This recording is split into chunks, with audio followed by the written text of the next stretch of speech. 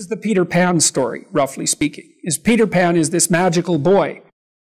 Pan is the god of everything, roughly speaking, right? And so it's not an accident that he has the name Pan. And he's the boy that won't grow up. And he's magical. Well, that's because children are magical. They can be anything. They're nothing but potential. And Peter Pan doesn't want to give that up. Why?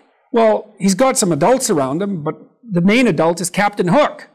Well, who the hell wants to grow up to be Captain Hook? First of all, you've got a hook. Second, you're a tyrant. And third, you're chased by the dragon of chaos with a clock in its stomach, right? The crocodile. It's already got a piece of you. Well, that's what happens when you get older. Time has already got a piece of you. And eventually, it's got a taste for you. And eventually, it's going to eat you. And so Hook is so traumatized by that he can't help but be a tyrant. And then Peter Pan looks at traumatized Hook and says, well, no, I'm not sacrificing my childhood for that. So that's fine, except he ends up king of the Lost Boys. In Neverland, well, Neverland doesn't exist, and who the hell wants to be king of the Lost Boys? And he also sacrifices the possibility that he'll have a real relationship with a woman, because that's Wendy, right? And she's kind of conservative, middle-class, London-dwelling girl. She wants to grow up and have kids and have a life. She accepts her mortality. She accepts her maturity. Peter Pan has to content himself with Tinkerbell. She doesn't even exist. She's like the fairy of porn. She doesn't exist. She's the substitute for the real thing. And so, but the dichotomy that you're talking about is very tricky because there's a sacrificial element in maturation, right? You have to sacrifice the pluripotentiality of childhood for the actuality of a frame. And the question is, well, why would you do that? Well, one reason is it happens to you whether you do it or not. You can either choose your damn limitation, or you can let it take you unaware when you're 30, or even worse, when you're 40. And then that is not a happy day. I see people like this, and I think it's more and more common in our culture because people can put off maturity without suffering an immediate penalty. But all that happens is the penalty accrues.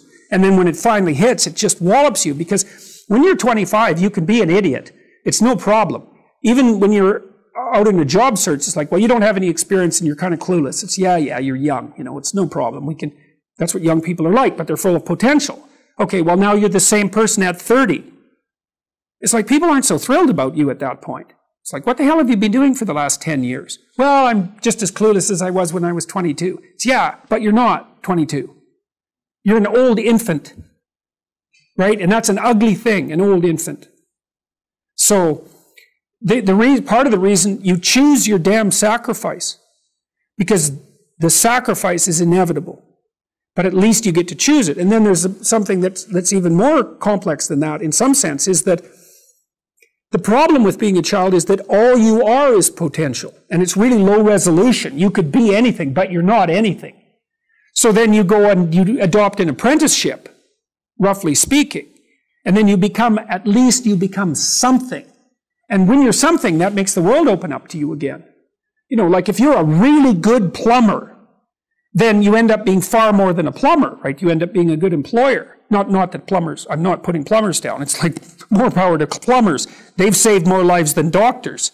So, hygiene, right? So, if you're a really good plumber, well, then you have some employees, you run a business, you train some other people, you enlarge their lives, you're kind of a pillar of the community, you have your family.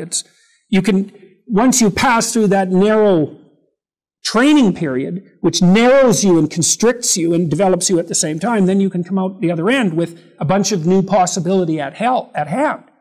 And Jung talked about that. He thought that part of the proper path of development in the last half of life was to rediscover the child that you left behind as you were apprenticing. And so then you get to be something and regain that potential at the same time.